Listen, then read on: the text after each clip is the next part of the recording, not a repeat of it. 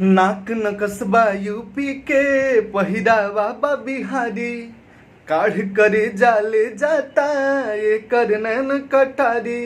नक नक साहबा यूपी के पहिरावा बा बिहारी, काढ़ करे जाले जाता ये करनन कटारी।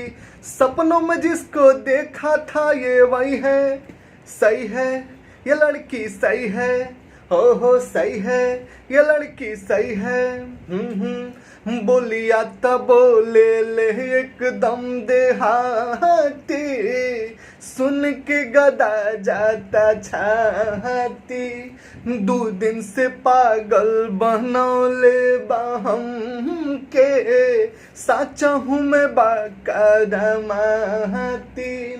टोला में आई छोरी तो नहीं है, हाँ नहीं है, सही है ये लड़की सही है, हाँ सही है ये लड़की सही है।